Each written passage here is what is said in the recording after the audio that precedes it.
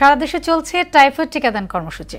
9 মাস থেকে 15 বছরের কম বয়সীরা 13 নভেম্বর পর্যন্ত এই টিকাদান দিতে পারবে। সকালে রেসিডেন্সিয়াল মডেল স্কুল কেন্দ্রে কার্যক্রম শুরু করে প্রাথমিক ও গণশিক্ষা উপদেষ্টা জানান, বিনামূল্যে 4,90,00,000 শিশুকে টাইফয়েড টিকা দেওয়া হবে।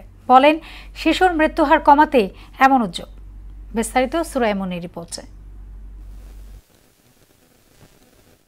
দেশে টাইফয়েড টিকার এটাই প্রথম ক্যাম্পেইন। প্রাক প্রাথমিক থেকে নবম শ্রেণী পর্যন্ত সব শিক্ষার্থীকে 1 ডোজ করে টিকা দেওয়া হবে। শিক্ষা প্রতিষ্ঠানে টিকাদান চলবে 30 অক্টোবর পর্যন্ত।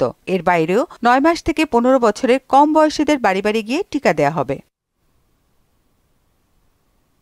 রবিবার সকাল থেকেই দেশের বিভিন্ন শিক্ষা প্রতিষ্ঠানে শুরু হয় টিকাদান কার্যক্রম। টিকা দিতে গিয়ে উচ্ছ্বসিত শিক্ষার্থীরা আর সন্তানের সুস্বাস্থ্যের জন্য সরকারের এমন উদ্যোগকে সাধুবাদ জানান অভিভাবকরা। পানিবাহিত রোগ যেহেতু টাইফয়েড, এই কারণে আমি মনে করি এই ভ্যাকসিনটা নেওয়া খুব জরুরি। টাইফয়েডের ভয়াবহতা থেকে রক্ষা পাওয়ার জন্য প্রত্যেকেরই টিকা দেওয়া উচিত। 23 লাখ তো আমি দিয়েছি, তাই আমার খুব ভালো লাগছে।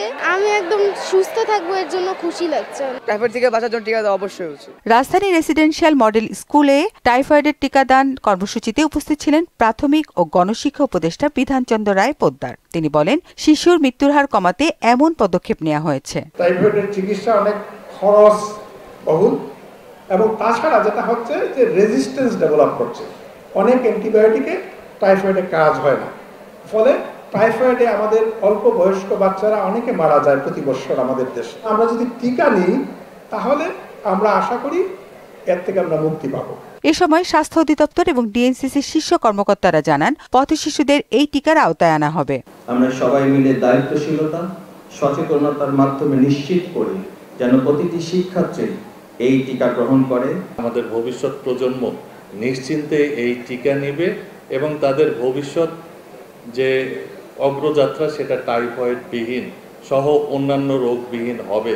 5 কোটি শিশুকে টাইফয়েড মুক্ত করার জন্য ভ্যাকসিন দিয়ে আমরা 13 নভেম্বরের পরে সারা বিশ্বের একটা রেকর্ড করতে চাই। শিক্ষা প্রতিষ্ঠানে সকাল 8টা থেকে বিকেল 3টা পর্যন্ত টিকা দেওয়া যাবে। জন্মসনদ না থাকলেও স্বাস্থ্যকর্মীদের সহায়তায় নিবন্ধন করতে পারবেন অভিভাবকরা। সুরাইয়া মুন্নি, মোহনা সংবাদ, ঢাকা।